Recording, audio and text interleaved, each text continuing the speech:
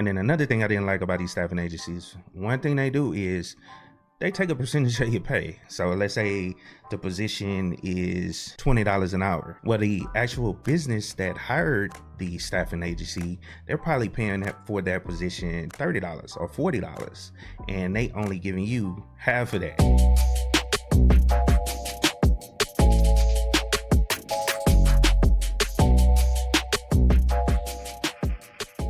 What's up, guys? This is Josh back with another video, and today I want to do a quick story time, and I mainly want to cover the experiences I have in my first IT role or tech role. And it depends on how you look at the position, whether it's a tech role or not, but I actually got the job through a staffing agency, and the staffing agency was Tech Systems, and they actually hired me on to do a job for Verizon Business. And I can't lie, the position was an awesome experience. What I did was I worked as a implementation manager, and I managed the process of internet being connected to, let's say, a new building, and it was all over the country. So let's say a business wanted to move into an office building. One of the things they have to do is get service set up, and so a lot of them all contact Verizon Business, and then the salespeople will push them over to me as an implementation manager once, you know, the account is created and all that good stuff. And then we go through the process of setting up the internet service to the building. So like I said, this was my first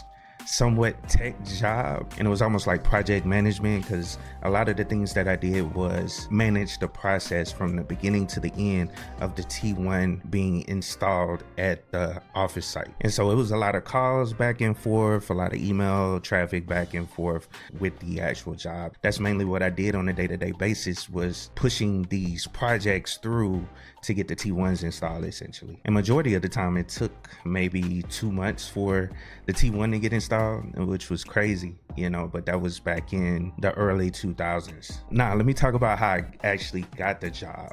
Like, I was in the military. I had joined the military a couple years before that. I went to basic training and came back home, and I was trying to figure out what I wanted to do, because I actually didn't know I wanted to go into that. I didn't know that's what I was going to end up in. And so I was just doing my little military thing, my reserves thing, and then I decided to go to school.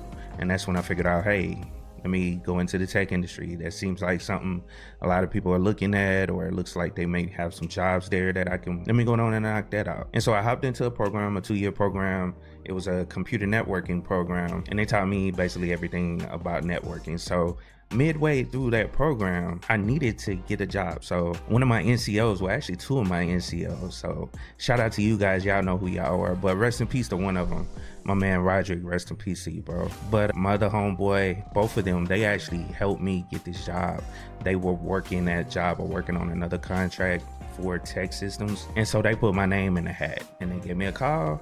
And I told them everything, you know, I was doing. I was in school, I was working towards these certifications, you know, different things like that. They decided to bring me on. Now, I don't have that many good things to say about these staffing agencies. A lot of them, you know, they're almost like headhunters. They looking for people. They're trying to get their metrics up by gathering as many resumes. And I didn't have any real good experiences after this job by working with staffing agencies like Tech Systems or Robert Half, you know, all those different staffing agencies. It almost seemed like a waste of time later on, because it's almost like you got to know somebody, or they have to be familiar with you, like the account managers, because a lot of times it's broken up this way. They have recruiters, that's the people that's making the calls or sending out all the messages on LinkedIn and all that stuff, and then you got your account managers, which is above them, and they're the ultimate decision maker.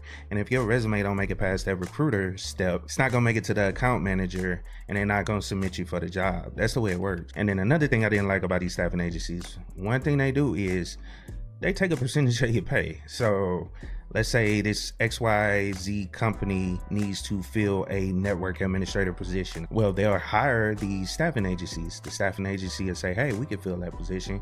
And what they do is they'll find someone, they'll go through all their resumes they have on file. They'll find someone, put them in front of, you know, the hiring manager for that company. If you do good in the interview, then the staffing agency, you know, will offer you a contract.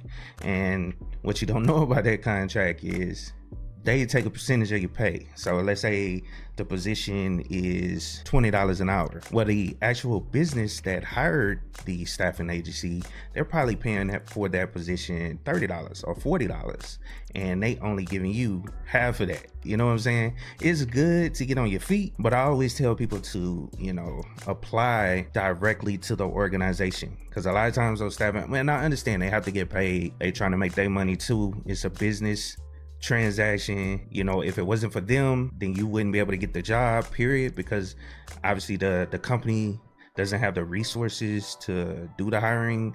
That's why they outsource it to a staffing agency. Or maybe they don't want to pay certain things like health insurance and certain things like that. They only want the position for a certain amount of time. Then it's good to go through a staffing agency, for that type of work. So it makes sense in certain cases, but I always try to, recommend that people just apply directly to the organization. And that's one thing a lot of people don't tell you about staffing agencies as well. Once you apply through a staffing agency for a particular position, then you can't go around that staffing agency. Let's say you see the job listing directly on the company site. If you figure out what job it is, once you submit it through the staffing agency, you can't submit it directly to the company. They'll exclude you right off. You know what I'm saying? Because it was submitted by the staffing agent. You see what I'm saying? So that's one thing you need to know about staffing agencies as well. Now, just to explain a little bit more about the position I was hired in for that implementation manager position, there was a lot of collaboration in that position. I had to schedule the engineers to come out to actually install the T1s or the T3s. I also had to coordinate with the building in order to get access for the engineers when they come out, and pretty much everything throughout the process, like as far as like actually turning on the service at the end of it, I had to be in constant contact with everyone to make sure everything works out right. And let's say they turn on the service, but the service is not working, and they probably need the engineer to go back out to look at the T1s to see if there's anything wrong with the setup that was set up. The full project management, process of getting that done for that one thing. And granted, I had like 7 or 8 accounts that I was working on at one time, and it was split throughout the office. And so, yeah, I needed to use a lot of them soft skills that I talk about on this channel. Like, for instance, good communication skills. One of the biggest things is, and the NCO that actually got me the job, he worked like in another cubicle over or whatever, and he was helping me, design these emails in the best way possible. So you need to understand that email etiquette. That's another thing, and that's why I'm doing this video, just to point out those things I learned from that position. So, and just understanding like time management as well. That's another big thing. You got to make sure you coordinate with all these different, accounts, and make sure everything is properly set up. So you got to be on top of it. You know what I'm saying? Now, you probably won't run into many of these jobs, now. So don't ask me, hey, can you help me get a job as implementation manager? I'm trying to get into tech. Nah, I wouldn't recommend you do that. A lot, like, I came in at the tail end of this organization being afloat as far as hiring US citizens, because they moved everything overseas. And this was earlier when a lot of these companies were doing that. When it came to call centers and project management type work like that, they was pushing a lot of that stuff overseas. And like the managers that I worked for, they sent them over to train all those people. And I know that sucks, you know what I'm saying?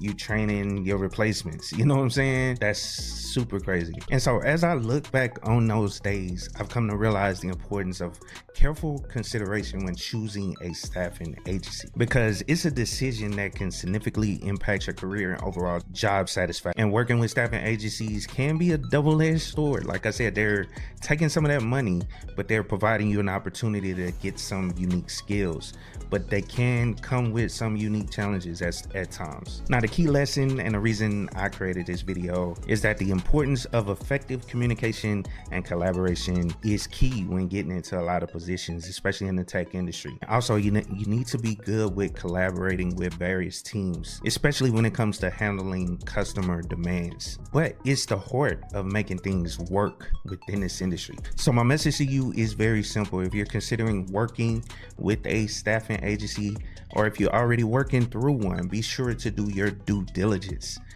Make sure you research the agency, ask questions, you know what I'm saying, and seek to understand the potential challenges that may arise. And also make informed decisions that align with your career goals. Because I remember back when I was young and I first started, in the first introduction to this staffing agency, one of the things they do is they'll take you out to dinner or lunch, or they'll take you over to Starbucks, and it's really just a way for them to sell the position to you, because they know at the end of the day that they're going to get paid by getting you in a position as long as you qualify for it. And it's crazy. I don't know if these recruiters, they have like a petty cash fund or something where they could take you out to these different places or whatever, try to make you feel comfortable. And to me, that was like very irritating as well. I'm like, I'm looking for a job and you trying to take me to Starbucks? I don't care about that. I'm trying to get a job so I could buy my own Starbucks. But yeah, like I said, it's just a way for them to sell that position to you as well. And so that's it. And I appreciate the opportunity to share my story with you, and I encourage you to share your own experience and thoughts down in the comments below, because your feedback is invaluable and can help others facing similar situations. So if you found this video informative, please consider subscribing to my channel, liking the video, and sharing it with your friends and colleagues. Your support means the world to me, and it helps me continue to create content that can benefit others. Once again, thanks for being a part of my story time. I wish you the very best in your career endeavors, and I look forward to seeing you in future videos. So hope you guys have a wonderful day, and of course, keep it techie.